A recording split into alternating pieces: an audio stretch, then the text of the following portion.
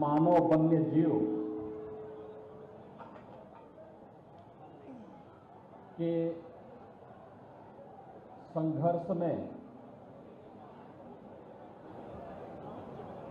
जंगली जानवर भेड़िया के द्वारा शिकार हुए परिवारजनों के सदस्यों से मुलाकात करने, पीड़ित परिवारों के प्रति अपनी संवेदना व्यक्त करने के लिए आज मैं यहां पर आया हूं। मेरे साथ यहां पर हैं उत्तर प्रदेश के पर्यावरण और वन मंत्री डॉक्टर अरुण कुमार सक्सेना जी, इस क्षेत्र के सांसद श्री करण भूषण जी, सांसद बहराइच श्री आनंद कुमार गौड़ जी, विधान परिषद सदस्य श्री पदम सिंह चौधरी जी, विधान परिषद सदस्य डॉक्टर प्रज्ञा त्रिपाठी जी,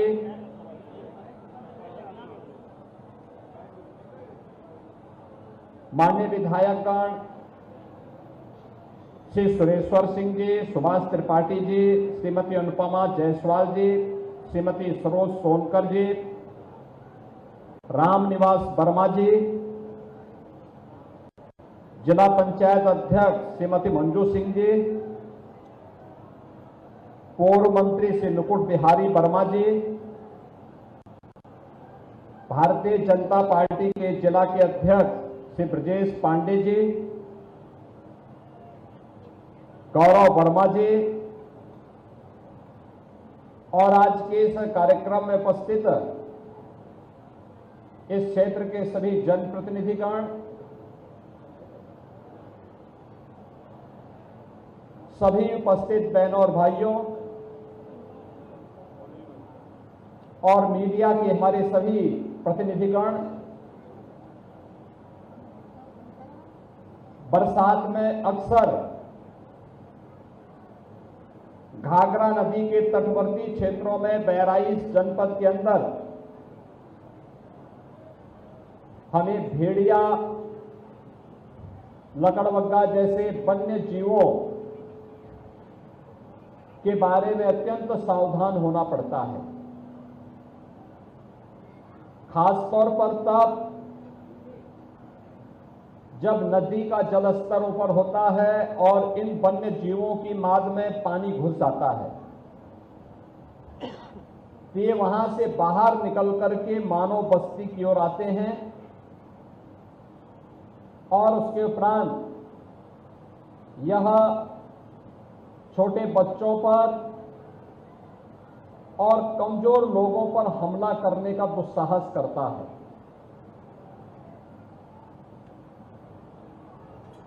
हमारी सरकार ने मानव वन्य जीव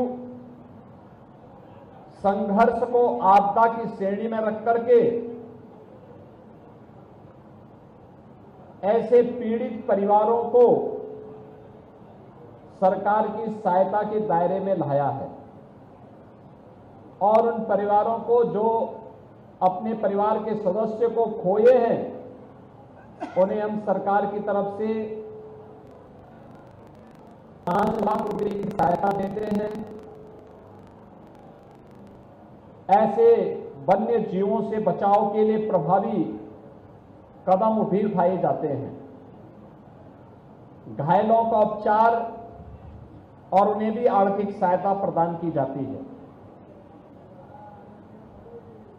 यहां पर पिछले कुछ दिनों से यह आतंक हम सबको देखने को मिला है और खासतौर पर हम लोगों ने इस चीज को यहां पर देखा है कि लगातार जैसे जैसे यह जलस्तर घाघरा और सरयू जी का बढ़ता गया, तो 9 और 10 सितंबर की रात्रि से प्रारंभ होता है और पिछले 15-20 दिनों से लगातार इस क्षेत्र में भय और दहशत का भी माहौल है। यद्यपि सरकार ने इस पूरे क्षेत्र में 21 टास्क फोर्स गठित की है। 21 टास्क फोर्स में ग्राम रोजगार सेवक, पंचायत सहायक, सफाई कर्मचारी, ग्राम पंचायत सचिव, सहायक विकास अधिकारी और ग्राम चौकीदार आदि की सहायता से यह टास्क फोर्स गांवों में जन जागरण के साथ साथ वन्य जीवों से बचाव के बारे में आवश्यक उपाय करने का कार्य कर रही है। वन विभाग के द्वारा भी 6 टीमें यहां पर वरिष्ठ अधिकारियों के नेतृत्व में गठित की है और विद्युत विभाग के द्वारा, पुलिस विभाग के द्वारा भी लगातार यहां पर कार्य किया जा रहा है। पेट्रोलिंग को बढ़ाया गया है। यहां पर 1437 LED street light, 660 street light, 91 solar light इस क्षेत्र में लगाई गई हैं। इस सब के बावजूद हमें 4 ऐसे बच्चों को खोना पड़ा है जो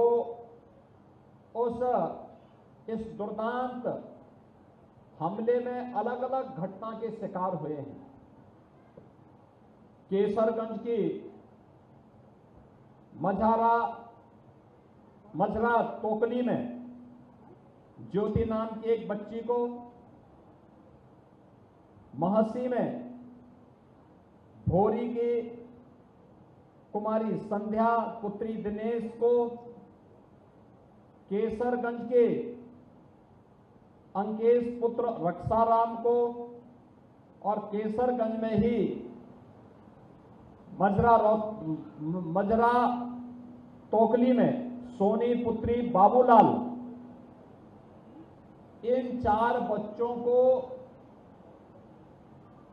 हमें खोना पड़ा है। 16 लोग अब तक इस भेड़िए के हमले से घायल हुए हैं, जिनमें केसरगंज के मजरा तोकली से श्रीमती शिवरानी पत्री राजीराम, केसरगंज के मजरा तोकली से श्रीमती श्यामरती देवी पत्नी राम कुमार,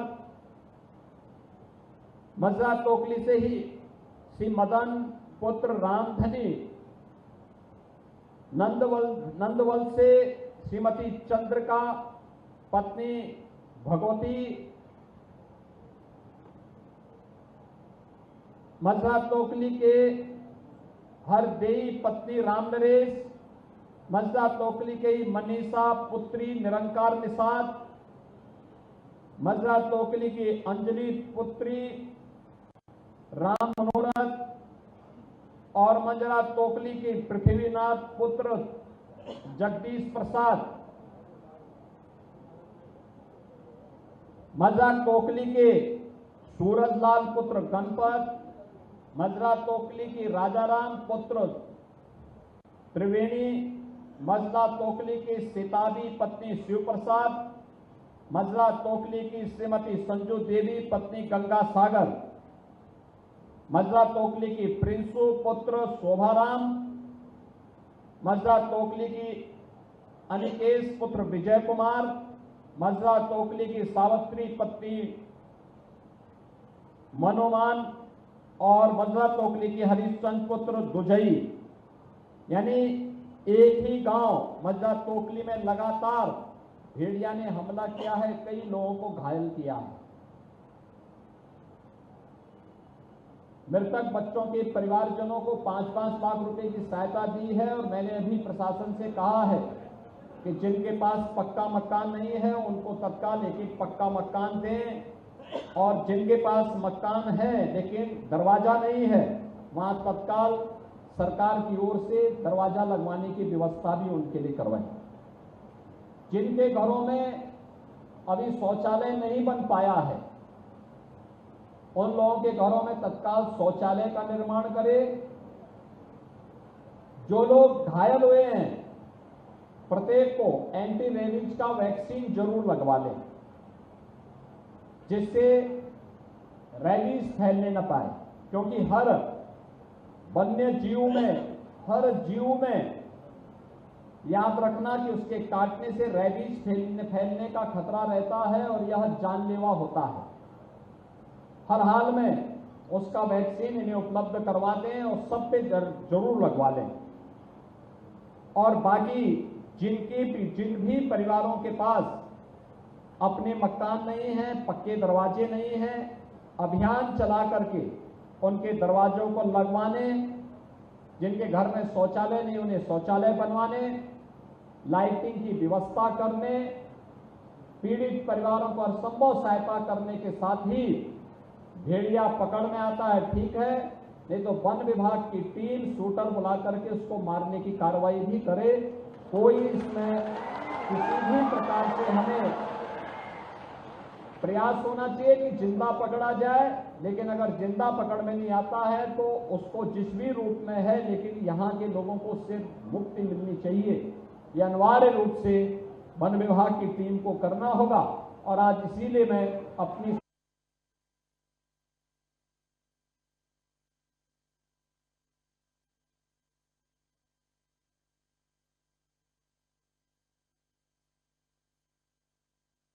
बात करने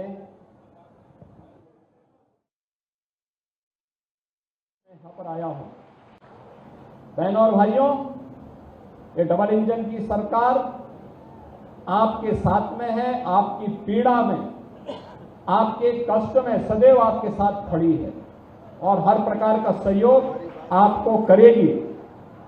इसके साथ ही जो लोग घायल हुए हैं, उन सभी घायलों को भी प्रशासन उनके उपचार की व्यवस्था और उन परिवारों को भी मेरी ओर से 50-50 हजार रुपए की सहायता उन्हें उपलब्ध करवाने में तत्काल कार्रवाई कर दें। स्थानीय सांसद और स्थानीय विधायक के माध्यम से सहायता उन पीड़ित परिवारों को अवश्य प्राप्त हो जाए, जिससे ये सभी पीड़ित परिवार अपनी आगे की व्यवस्था सुनिश्चित कर सकें।